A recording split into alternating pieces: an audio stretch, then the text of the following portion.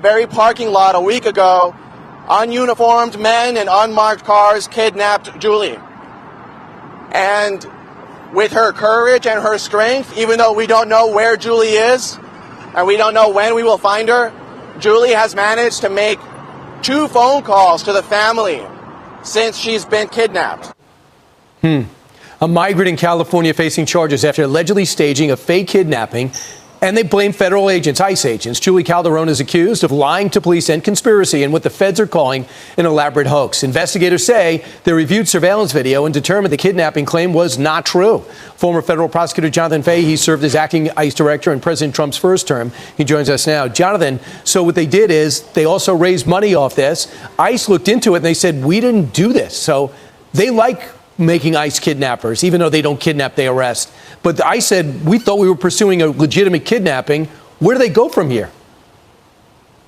Yeah, this is really outrageous. And when you think about it, this really stems from all of the rhetoric that's coming out of the Democratic Party. And the more outrageous the rhetoric, the more outrageous their behavior, the greater their status rises within the party. And it's not surprising that somebody would take advantage of this in a criminal way. A couple of things that are interesting about this: they charge her with a conspiracy and also for lying to agents, which means other people are involved and maybe other people will be charged. But she's facing 5 years on each count and certainly deserves time on this, because it's really important that not only what she did was bad by maligning ICE agents, defaming them, and putting them in more danger, but they also were distracted from going after more serious criminals or other serious criminals, having to try to track this down to find out if somebody actually was kidnapped. So this is outrageous in every respect. It really harkens back to sort of the Jussie Smollett case, because he was taking advantage of all the anti-Trump hysteria to elevate himself. But it's outrageous. It's sort of predictable. It's not necessarily this,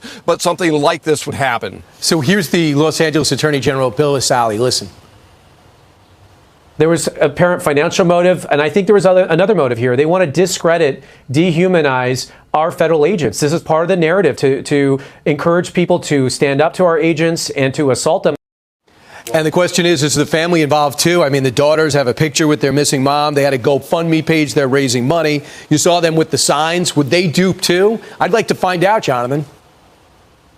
Yeah, I'm sure they're going to try to find that out, because if they're all in on it, they should all be charged on the conspiracy, because this is outrageous. And the U.S. attorney is exactly right.